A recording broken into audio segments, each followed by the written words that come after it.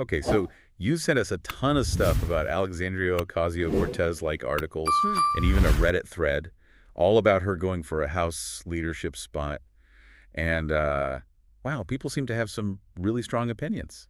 Yeah, you're right. There's a lot of buzz. I think what's interesting here is that this could be like a turning point, not just for AOC, Yeah.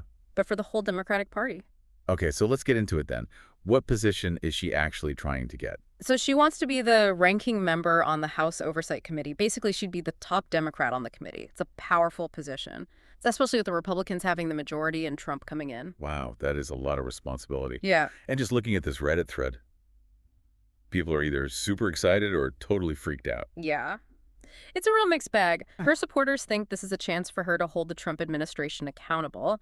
But then some Democrats, especially the more moderate ones, are worried that having someone who calls herself a democratic socialist in such a powerful position could turn off a lot of voters. It seems pretty strategic. Is this a normal move for someone who's relatively new to Congress?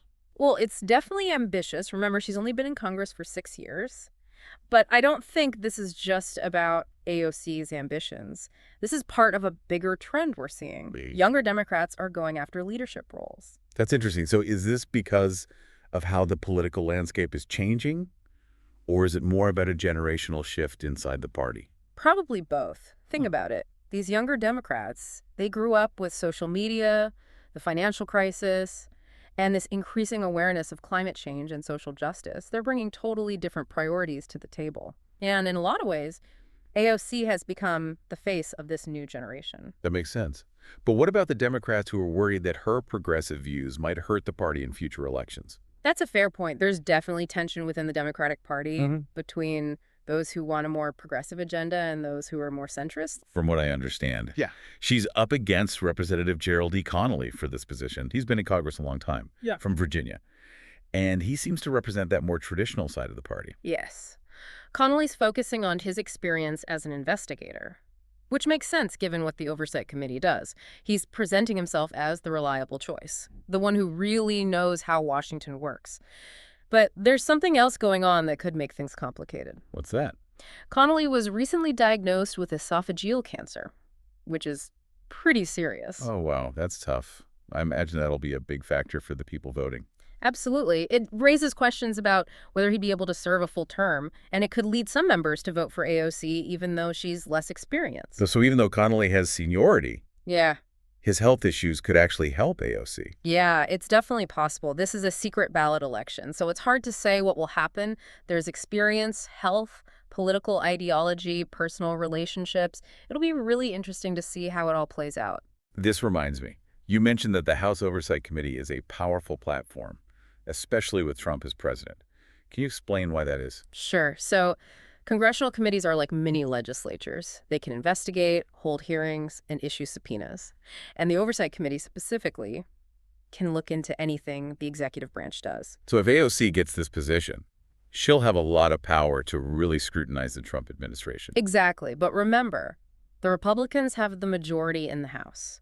So they control who chairs the committees, and they get the final say on what gets investigated. So even if she's not the chair, she can still influence what the committee investigates as the ranking member. Exactly. She could use her position to make the public aware of any potential wrongdoing, push for certain investigations, and really shape the narrative around what the Trump administration does. Even without the power to subpoena people, she can still hold hearings, call witnesses, and publish reports.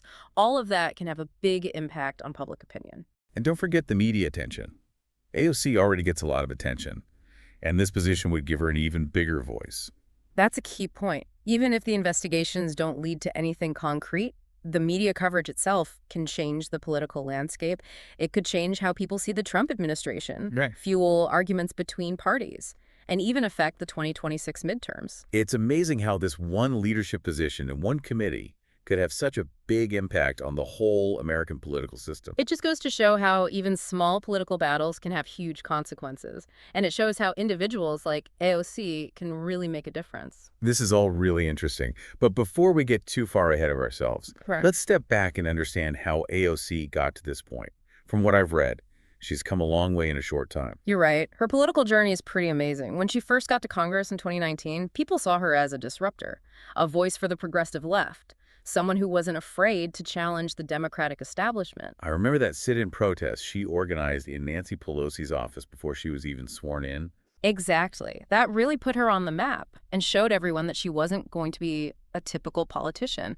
She was ready to shake things up and fight for change, even if it meant upsetting people in her own party. It seems like her approach has changed over time. She's still committed to progressive values, but she's also shown that she's willing to work within the system.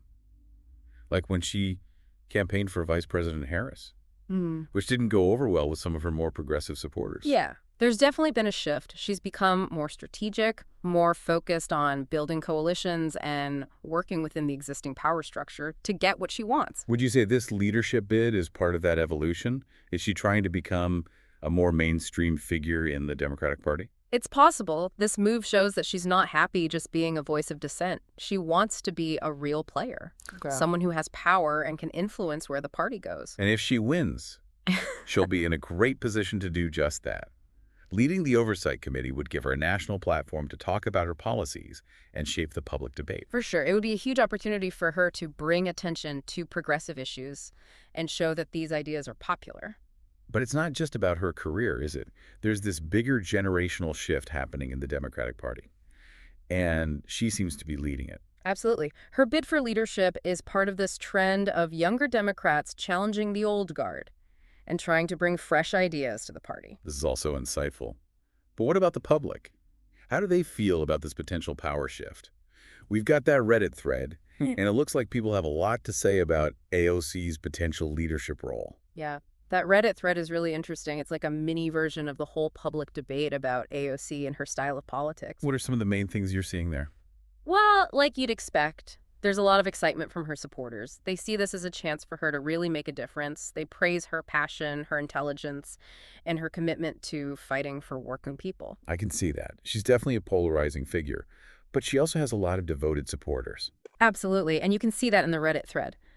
But it's not all positive, of course. There are plenty of people who think she's too radical, too inexperienced, or too focused on style over substance. It seems like no matter what she does, some people will always criticize her. That's true. She's become a target for both praise and criticism. But it's interesting, even some of the negative comments acknowledge that she's a great communicator and that she's able to connect with voters on an emotional level.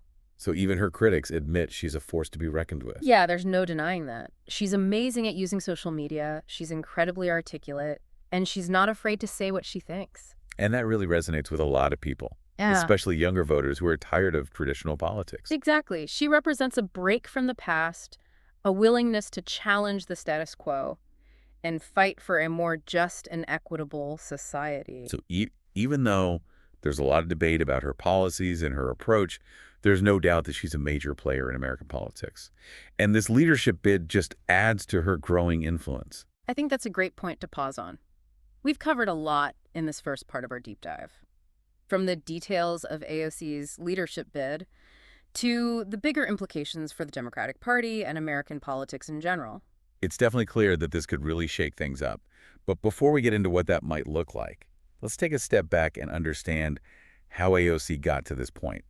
From what I've read, she's come a long way in a very short amount of time. You're absolutely right. Her political journey has been pretty remarkable. When she first got to Congress in 2019, she was seen as a disruptor, a voice for the progressive left, and someone who wasn't afraid to challenge the Democratic establishment. If I remember correctly, she even organized a sit-in protest in Nancy Pelosi's office before she was even sworn in. That's right. That really put her on the map. It showed everyone that she wasn't going to be your typical go-along-to-get-along politician. She was willing to shake things up and push for change, even if it meant upsetting people in her own party. It seems like her approach has evolved over time, though. While she stayed committed to her progressive values, she's also shown a willingness to work within the system, like when she campaigned for Vice President Harris, which caused some friction with some of her more progressive allies. Yeah, that's a great observation. There has been a noticeable shift in her approach. She's become more strategic, more focused on building coalitions and working within the existing power structures to achieve her goals. So would you say this leadership bid is another example of that strategic evolution? Is she trying to become more of a mainstream figure in the Democratic Party? It's certainly a possibility. This move suggests that she's not content with just being a voice of dissent. She wants to be A real player, someone with influence, someone who can shape the direction of the party. And if she wins, Yeah. she would be in a prime position to do just that. Leading the Oversight Committee would give her a national platform to advocate for her policies. Absolutely. It would be a huge opportunity for her to raise the profile of progressive issues and demonstrate that these ideas have broad appeal. But it's not just about her own personal advancement, right? There's this larger generational shift happening within the Democratic Party, and she seems to be at the forefront of that movement. Exactly. Her bid for leadership is part of a broader trend. Younger Democrats are trying to challenge the old guard and bring new perspectives to the party. This is all very insightful. But what about the public? How do they view this potential power shift? We've got that Reddit thread you mentioned earlier, and it seems like there's a lot of discussion about AOC's potential leadership role. Yes, the Reddit thread is quite revealing. It's a microcosm of the broader public debate around AOC and her brand of politics. What are some of the key themes you're seeing in that conversation?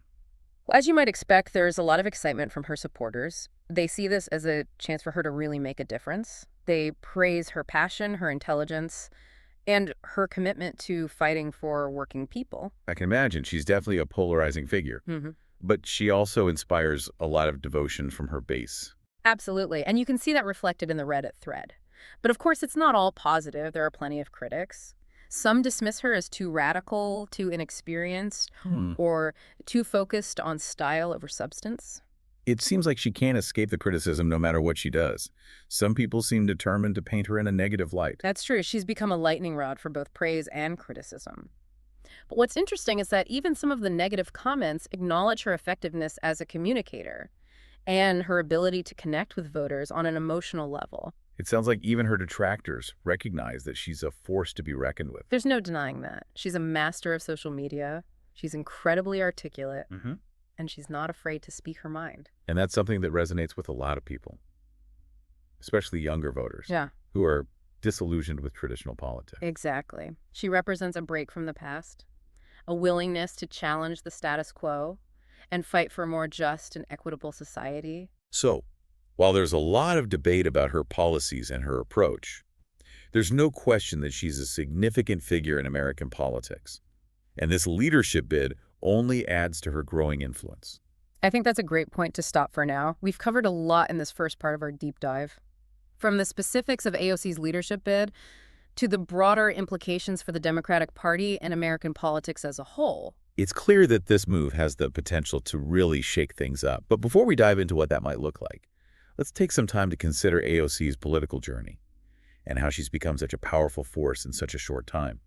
We'll be back in a moment to delve deeper into her story and explore the factors that have shaped her political identity. Welcome back to our deep dive into AOC's run for a House leadership position. Before the break, we were talking about how this move by AOC could mean a shift in power within the Democratic Party, but also how it reflects this bigger generational change happening in American politics. Yeah, it's really interesting. She somehow managed to be both a loyal party member, like when she campaigned for the vice president, but still keep her image as this outsider who's not afraid to challenge how things are done. I want to dig into that a bit more. She's only been in Congress for 6 years, but it feels like she's been making a big impact from day one. What's her secret? How did she become so prominent so fast? One thing that's really obvious is how good she is at communication, especially on social media. She's super savvy, and she knows how to connect with people, especially younger voters who are often turned off by traditional politics. Yeah, it's like she skips the middleman and talks right to the people. This New York Times article we have even says that some Democratic strategists think she's a model for how to use social media to build a movement. Exactly. She's not afraid to be herself, to show her personality, and talk in a way that's relatable and authentic. That's something that's been missing in politics for a long time. And it's not just style, right? She's also fighting for real policy changes, like the Green New Deal, for example, which has become a big part of her identity. Right. Her policy ideas are a major part of why people are drawn to her, whether you agree with her or not. She's presenting this bold vision for the future, one that deals with things like climate change, inequality, and healthcare access. These are issues that a lot of people care deeply about, especially younger generations. It's interesting, though. Some critics say her ideas are too idealistic. to unrealistic. They said things like, she's out of touch with reality, or her policies would ruin the country. That kind of criticism is pretty common for anyone pushing for progressive change. I think what's important here is that she's changing the conversation. She's challenging what we think is possible in politics. She's pushing the boundaries of the debate. And that's important, even if some of her ideas don't become a reality. It's like she's planting seeds, and maybe those seeds will take some time to grow. Exactly. And by doing that, she's inspiring a whole new generation of activists and politicians who are demanding real solutions to the problems we're facing. Her supporters often say she's a voice for the voiceless. They see her as someone fighting for the working class, for the people who've been left behind. That's a big part of why people like her. She can talk about the struggles of everyday Americans in a way that feels real and genuine. She talks about things like student debt, healthcare costs, and low wages in a way that connects with people on an emotional level. And that's something that's been missing in politics. It's not just about being a policy expert anymore. It's about connecting with people on a human level. Absolutely. And AOC is great at that. She can weave personal stories and experiences into her arguments about policy, which makes her message even more powerful. She's also been criticized for being too focused on identity politics, though, for dividing people instead of bringing them together. That's a common criticism of progressives in general, but I think we need to remember that acknowledging the experiences of marginalized groups isn't about dividing people. It's about being inclusive. It's about recognizing the systemic barriers that prevent certain groups from being treated equally. And AOC is a product of those systems. She's a woman, she's Latina, she comes from a working class background. All of that has shaped her worldview and her policy positions. Exactly. She brings a different perspective to the table, one that we haven't always heard in positions of power. And that makes some people nervous. She challenges the traditional power structures, and that makes some people uncomfortable. That's understandable. Change can be scary, especially for those who benefit from the way things are. This all goes back to her leadership bid. By going for this position on the Oversight Committee, she's not just trying to get power for herself. She's trying to change the whole game. That's a really important point. This isn't just about one committee assignment. It's about fundamentally changing how power is shared and who gets to be a part of the decision-making process. What about the impact on the Democratic Party as a whole? We talked about the generational divide, but what does this mean for the future of the party? Will they embrace AOC's progressive ideas or try to hold her back? That's the big question. The Democratic Party is at a crossroads right now. They need to figure out how to appeal to a diverse group of voters while also staying true to their core values. And AOC seems to represent a way forward, one that embraces progressive ideas and energizes a new generation of voters. She's definitely making a strong argument for that, but it's still unclear if the Democratic establishment is ready to fully accept her vision. There's a lot of pushback from the more moderate wing of the party. They worry that her approach is too radical and could alienate voters who aren't sure who to vote for. It's like a tug of war between the old guard and the new wave. And the outcome of this leadership bid could determine which side wins. It's fascinating to watch, and it's not just happening within the Democratic Party. This struggle between progressives and moderates is happening across the political spectrum. That's true. It reflects the bigger political and cultural divides in our country. And AOC is right in the middle of it all. Speaking of being in the middle of it all, let's look at how the public is reacting to all of this. We have that Reddit thread you mentioned earlier, and it seems like a pretty good representation of all the different opinions out there. Yeah, that thread is a treasure trove of insights. It's obvious that people are passionate about AOC, both for and against her. Let's dive into that conversation and see what we can learn about how people are reacting to her leadership bid. Okay, so we've covered a lot of ground talking about just how big of a deal this leadership bid is, about AOC's journey so far, and what it all means for the Democratic Party. Now let's see what people are actually saying. We've got this Reddit thread. AOC seeks House post that would make her a top foil to Trump. And let me tell you, the comments are wild. Yeah, it's like looking into the minds of the public. You see every emotion possible: excitement, worry, hope, doubt, even anger. It really shows how much AOC divides people. It's interesting. Even the people who support her seem consciously optimistic. They're happy about her maybe leading the Oversight Committee, but they're also afraid that people in her own party might try to stop her. I see that a lot in the thread. There's this feeling that people don't trust the Democratic establishment. Like they think the Democrats are too quick to compromise with Republicans and too scared to really embrace progressive change. Yeah, you see comments like, the Democrats will never let her win, or they'll find a way to sabotage her. They're afraid she'll get Bernied, which refers to what happened to Bernie Sanders, and the idea that the Democratic establishment unfairly pushed him aside. It's a legitimate concern. There's a history of progressive candidates facing pushback from the party establishment, so it makes sense that AOC supporters are worried about that happening to her, too. But then you have the other side, Mm. the people who are totally behind AOC, Mm-hmm. who see her as a real hope for change, someone who can finally shake things up and fight for the working class. Right, and those comments usually focus on her being authentic, on her not being afraid, her willingness to stand up to those in power. They like that she's real and willing to challenge the way things are done. It's like they've been waiting for someone like her, someone who's not afraid to cause trouble. She represents this desire for change, for a leader who's willing to take on the powerful and fight for everyday people. Another thing that comes up a lot is her age. Some people think it's a bad thing, that she's not experienced enough. But others see it as a good thing, a sign that she has fresh ideas and is ready to challenge the old ways of doing things. Yeah, that generational divide is a big part of this whole thing. You have older Democrats who value experience and caution, and then you have younger Democrats who are more eager for change and less willing to compromise. And AOC represents that younger generation. Yeah. The people who are demanding real solutions to problems like climate change, economic inequality, and social justice. She's become a symbol of this generational shift, a voice for those who feel ignored or forgotten by the political system. Now, it's not all positive in this thread. There's a lot of negativity, too.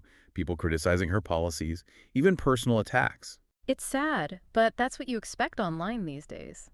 What's really interesting, though, is how many of those attacks focus on her style instead of what she's actually saying. They criticize her clothes, her hair, her dancing, even her past job as a bartender. It's like they feel threatened by her. Not just politically, but personally. It's as if her being who she is challenges their whole way of thinking. I think you're right. It shows how sexism and misogyny are still a problem for women in politics. She's a young, attractive, outspoken woman who's challenging the established power structure. And that makes some people really uncomfortable. But even with all the negativity, it's clear that she's inspiring a lot of people, Okay. especially young women. They see her as a role model, someone who's breaking down barriers and fighting for a more just and equal society. That's what makes this leadership bid so important. It's not just about AOC wanting power. It's about the possibility of real change, of shifting the balance of power, and creating a more inclusive democracy where everyone's voice is heard. It's about proving that anyone can rise to a position of power and fight for what they believe in, no matter where they come from. Exactly. And that's a powerful message, especially for people who haven't traditionally had a seat at the table. So, looking back at everything we've discussed, what are the main things we've learned from this deep dive into AOC's leadership bid? I think the biggest lesson is that this is more than just a political move. It's a fight between different ways of thinking, a struggle for what the Democratic Party stands for, and a reflection of how divided America is right now. And it shows how much influence younger generations are gaining. They're demanding change and pushing for a more progressive agenda. Absolutely. AOC is a symbol of that generational shift, and her leadership bid shows that things are changing. And no matter what happens with this specific election, it's obvious that she's a major player, someone who will continue to shape the political landscape for a long time. One thing's certain, American politics will never be the same. And that's something for all of us to think about, whether we agree with her or not. AOC is making things happen, and it's worth paying attention to her journey. Thanks for joining us for this deep dive. We hope you found it insightful and interesting. Until next time, keep exploring.